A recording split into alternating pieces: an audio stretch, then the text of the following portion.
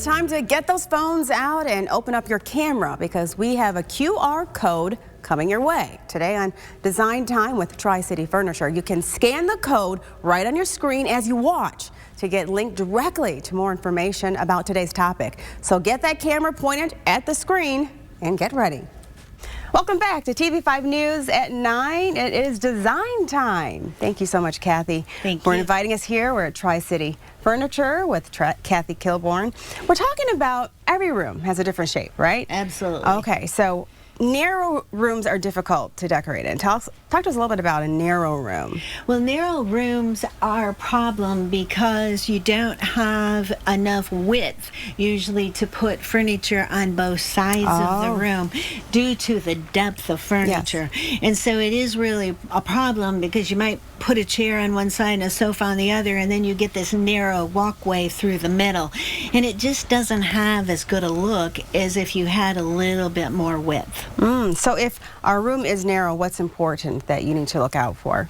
Well, the narrowness of the room really varies on how wide it is. Okay. But the importance is that you want to try to keep your furniture pieces on one side of the space and the narrow pieces actually on the other. So that would maybe include the television, because your cabinet maybe is only 18 inches deep compared to a sofa, which may be 36 or 40 inches deep. So use the narrow part on that opposite wall and it'll leave a little bit more width through the middle. So you can still put a sofa and a love seat in a narrow room? Well, it depends on the width of the room. Yeah. A sofa, if the room is really narrow, so say 11 feet, and that seems to be in a lot of older homes, you really have to account for the depth of the sofa and then the width of whatever else you're putting with it. So a love seat may be too wide unless you're actually putting it against a wall, and then it would work.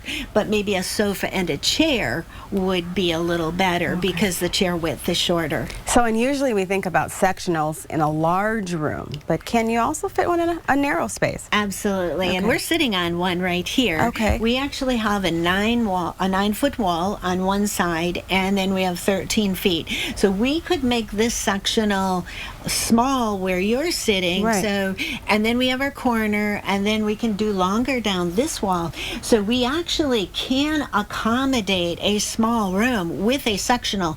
And the thing that's important with small rooms is to have less pieces. So it really is wise, if you have a small space, to consolidate pieces into one piece. So instead of having a chair, an end table, a love seat, it's better to actually do a small sectional because it uses the space more effectively. This sectional takes less space than a chair and a love seat. So then it accommodates, maybe you have the TV and a couple of chairs, you'll have some extra space because your sofa is actually fitting right into that corner, that it doesn't use up a lot of that space. We don't lose in between tables and stuff. So if you use less things in the room, it actually looks larger too. It looks larger, and that's really important.